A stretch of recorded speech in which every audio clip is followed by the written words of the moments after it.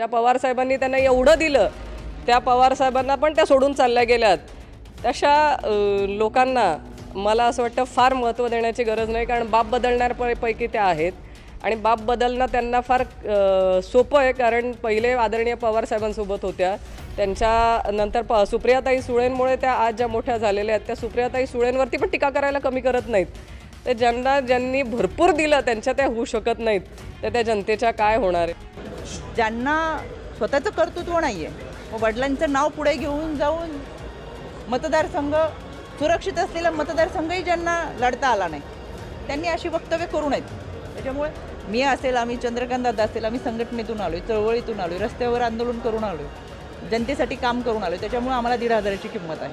ताई, मी तरी वडिलांचा वारसा चालवते.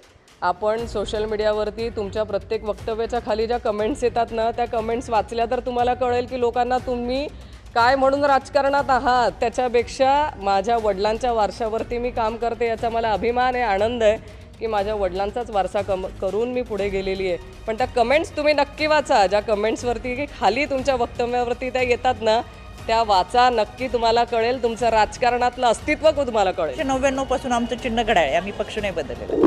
त्याच्यामुळे त्यांचे बिचाऱ्यांना जे माहिती पुरवतात त्यांच्याकडून माहिती कमी दिली जाते, बहुतेक अभ्यास कमी पडतोय आणि माहिती फार नसल्यामुळे त्यांची फार अडचण येते. आमचं चिन्ह तेच आहेत, आम्ही त्यांच्यासोबत आहेत, आम्ही पक्ष बदलून कुठे कुठे गेलो नाही. त्याच्यामुळे आम्ही आमचं पाहतोय, त्यांनी कोणाकडे डोकू नये असं मला वाटतं. रुपाली चाकलकरांना मी म्हणतो की दुसऱ्याच्या घरात डोकावणं बरं नाही. तुमचं स्वतः बघा, तुम्ही आधी शरद पवारकडे होत्या, आता अजित पवारकडे. तुमचं काय? मुक्ताईनगरच्या दौऱ्यात रुपालीताई चाकणकर आणि रोहिणी खडसे यांच्यात जोरदार शाब्दिक युद्ध रंगलं. सून एका पक्षात तर लेक दुसऱ्या पक्षात असं रुपालीताई चाकणकर यांनी म्हणत रोहिणी खडसे या वडिलांच्या जीवावर उभ्या असल्याची टीका केलेली आहे. त्यानंतर रुपालीताई चाकणकर यांचं राजकारणातील अस्तित्व काय याचं उत्तर त्यांच्या फेसबुकवर असलेल्या कमेंटमधून मिळतात, असं प्रत्युत्तर रोहिणी खडसेंनी दिलं आहे. यानंतर पक्ष बदलण्यावरूनही दोघींमध्ये वार प्रतिवार झालेत. आम्ही सुरुवातीपासून घड्याळ या चिन्हासोबत आहोत, आम्ही कधीच पक्ष बदलला नाही असा दावा रुपालीताई चाकणकर यांनी केला.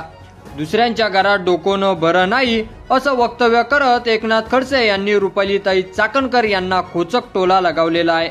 तर रुपालीताई चाकणकर यांनी आधी स्वतःचं बघावं असंही एकनाथ खडसे यांना म्हटलेलं आहे.